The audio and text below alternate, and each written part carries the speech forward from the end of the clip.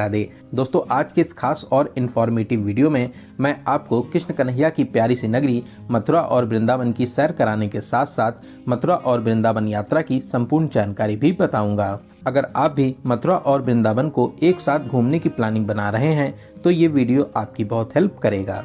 इस वीडियो में बात करेंगे आप यहाँ तक कैसे पहुँचेंगे, यहाँ पर होटल या धर्मशाला कहाँ पर लेना चाहिए, यहाँ पर दर्शन करने का सही तरीका क्या रहता है, दर्शन करने के लिए कौन कौन से प्रमुख मंदिर हैं, यहाँ पर खाने पीने की कैसी व्यवस्था है और वीडियो के लास्ट में बात करेंगे संपूर्ण बजट की। तो यात्रा से related A to Z complete information के लिए वीडियो को बिना स्किप किए एक बार पूरा जरूर देखें। तो चलिए आज मेरे साथ घूमिए कृष्ण कन्हैया की प्यारी सी नगरी मथुरा और वृंदावन में। कमेंट बॉक्स में राधे राधे जरूर लिखें। तो चलिए फिर एकदम शुरू से शुरू करते हैं और जानते हैं कि आप यहाँ तक कैसे पहुँचेंगे। यहाँ तक आने का सबसे सस्ता और अच्छा तरीका है ट्रेन का। आपको हर प्रमुख स्टेशन से मथुरा तक डायरेक्ट ट्रेन मिल जाती हैं। वहीं अगर आप बाई रोड आना चाहते हैं तो आसपास के राज्यों और शहरों से यहाँ तक के लिए बस फैसिलिटीज़ भी आपको मिल जाएंगी, या आप अपनी खुद की कार से भी यहाँ तक आ सकते हैं। मथुरा और वृंदावन दोनों ही प्लेसेस पर आपको कार पार्किंग फैसिलिटीज़ मिल जाएंगी। बात करें फ़्लाइट की, यहाँ का नियरेस्ट एयरपोर्ट आगरा में है, जो यहाँ से लगभग 50 किलोमीटर की दूरी पर स्थित है। आगरा तक आने के बाद में आप बस, ट्रेन या टैक्सी के माध्यम से मथुरा या वृंदावन तक आ जाएंगे। तो चलिए यात्रा की शुरुआत करते हैं और जानते हैं कि आपको मथुरा या वृंदावन में पहले कहाँ जाना चाहिए। दोस्तों, सबसे पहले हम लोग चलेंगे वृंदावन में दर्शन करने के बाद में फिर हम लोग मथुरा को कवर करेंगे। मथुरा रेलवे स्टेशन के बाहर से ही आपको ऑटो और ई रिक्शा मिल जाएंगे। ऑटो और ई रिक्शा वाले आपसे इस 9 किलोमीटर दूरी के लिए 20 से 30 रुपये का चार्ज करते हैं। दोस्तों, अगर आपकी ट्रेन रात में मथुरा पहुंचती है तो रात में आप स्टेशन पर ही आराम करिए और सुबह 5 से 6 बजे ही वृंदावन आइए, क्योंकि अगर आप रात में वृंदावन आते हैं तो यहाँ पर आपको सब कुछ बंद मिलेगा। ना आपको रुकने के लिए होटल या धर्मशाला मिलेंगे, ना ही आपको कोई भी दुकानें खुली मिलेंगी। तो रात में आप स्टेशन पर ही आराम करिए। तो चलिए अब हम लोग पहुँच चुके हैं श्री पावन धाम वृंदावन, और अब हम लोग बात करते हैं रुकने की। आपको रुकने के लिए होटल या धर्मशाला कहाँ पर लेना चाहिए। दोस्तों, आप श्री बांके बिहारी मंदिर साइड रुक सकते हैं, या आप चाहें तो प्रेम मंदिर साइड में होटल या धर्मशाला ले सकते हैं। दोनों ही साइड आपको बहुत से होटल और धर्मशाला मिल जाएंगे, लेकिन मैं आपको एडवाइस करूंगा कि आप बांके बिहारी मंदिर के 500 मीटर की रेंज में होटल या धर्मशाला ले लीजिए। यहाँ पर धर्मशाला के रेट 600 से स्टार्ट हो जाते हैं और वहीं होटल्स 800 से स्टार्ट हो जाते हैं। 1200 से 1500 की रेंज में आपको बहुत ही अच्छा सा होटल मिल जाएगा। दोस्तों, अगर आप संडे सैटरडे किसी फेस्टिवल, होली, दिवाली, जन्माष्टमी या फिर आप किसी भी हॉलीडेज पर यहाँ पर आते हैं तो आप कोशिश करिए कि पहले से ही ऑनलाइन रूम बुक कर लें, क्योंकि यहाँ पर बहुत ही ज़्यादा भीड़ भाड़ होती है, तो हो सकता है कि आपको सभी होटल्स फुल मिले। तो चलिए अब हम लोग बात करते हैं दर्शन की।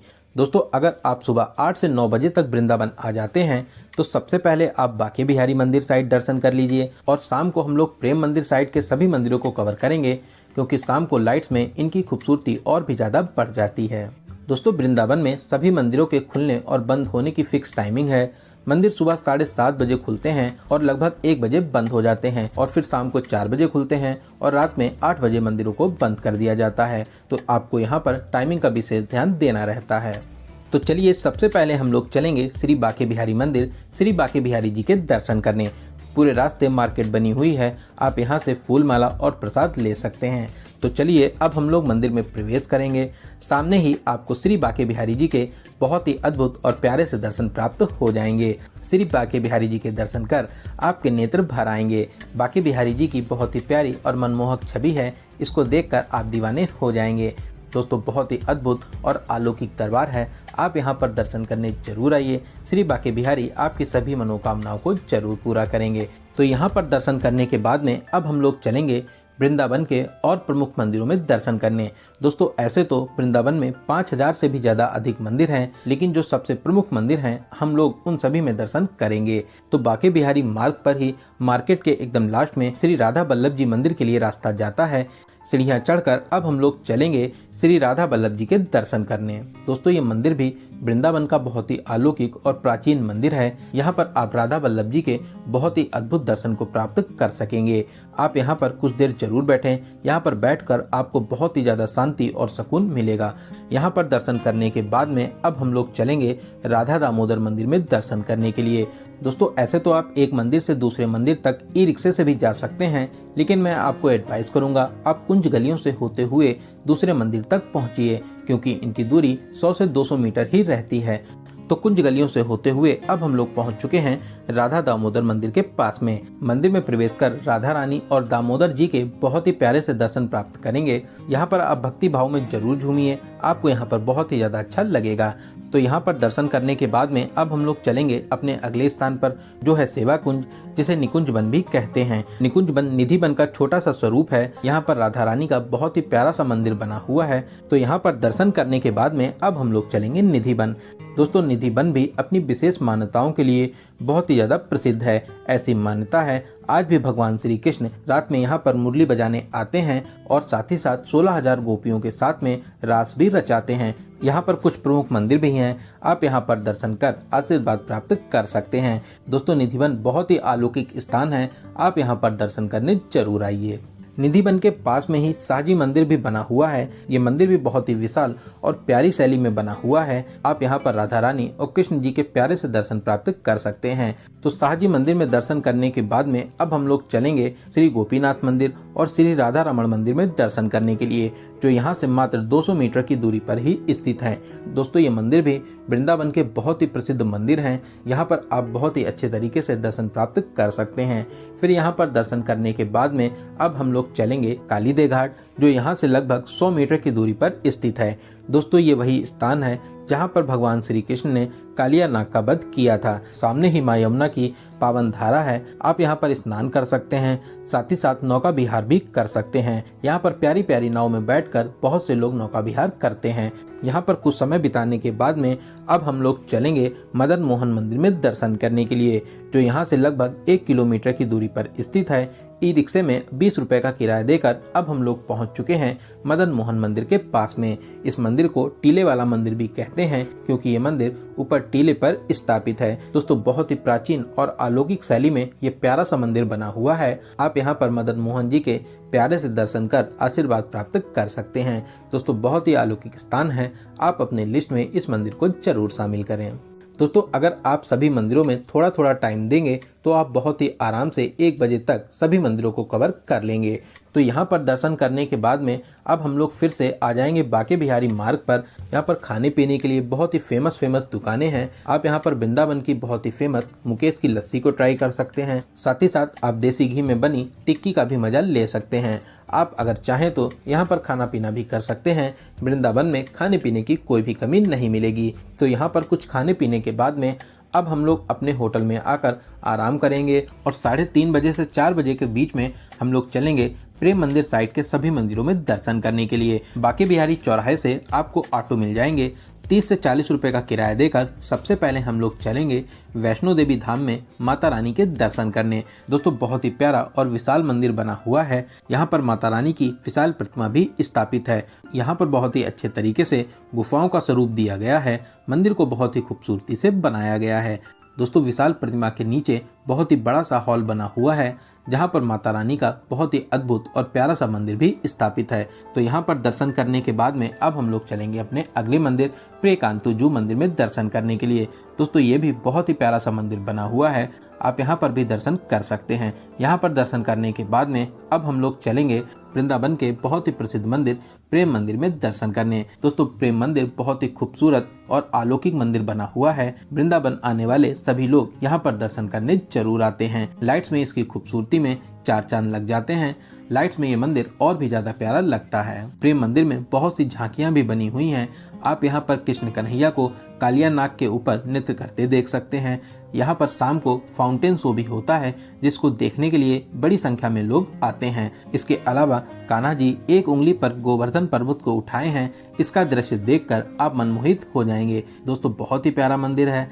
शाम को आप यहाँ पर दर्शन करने जरूर आएं। शाम को यहाँ पर दर्शन कर आपको बहुत ही ज्यादा अच्छा लगेगा।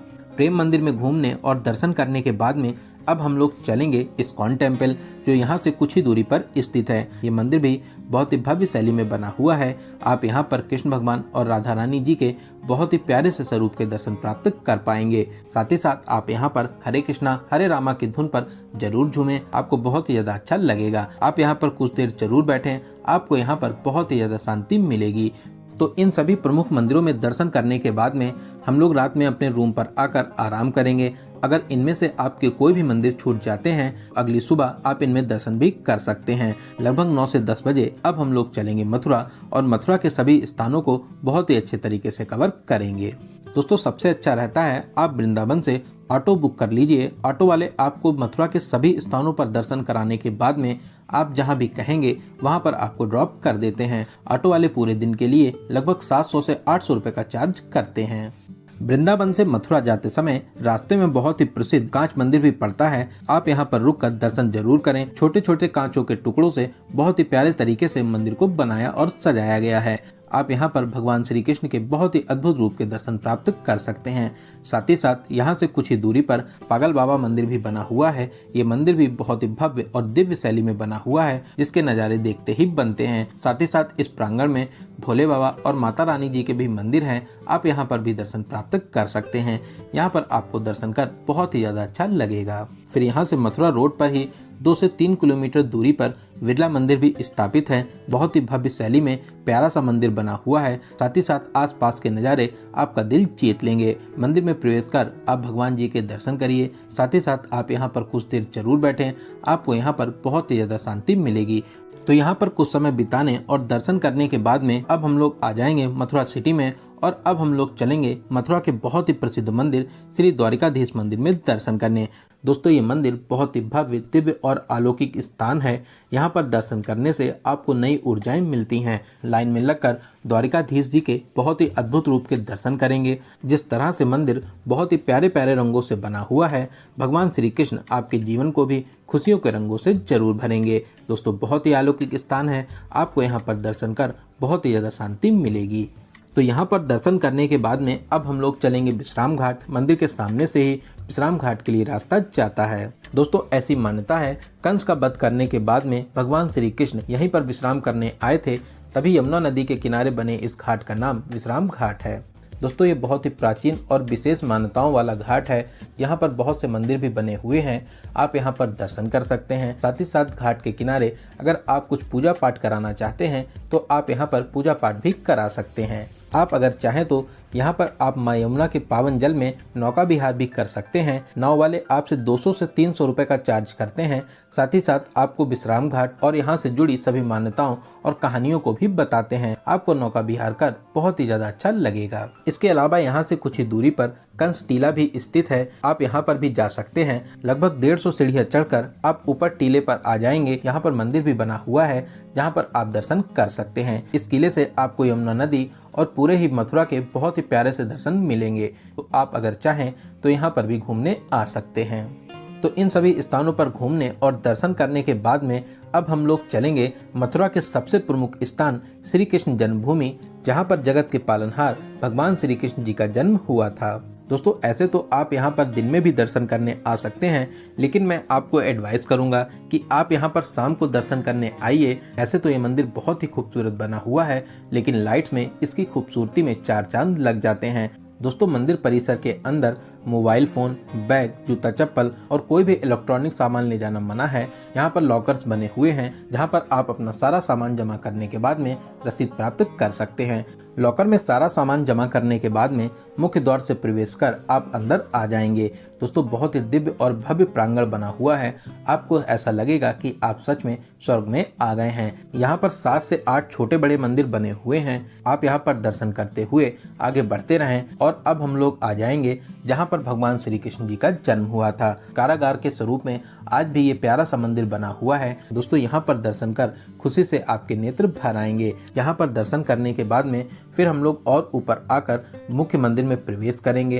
दोस्तों, यहाँ पर कृष्ण भगवान और राधा रानी जी की बहुत ही विशाल छवि स्थापित है। आप यहाँ पर भगवान जी के दर्शन करें। साथ ही साथ कुछ समय आप यहाँ पर जरूर बैठिए। आपको यहाँ पर दर्शन कर बहुत ही ज़्यादा अच्छा लगेगा।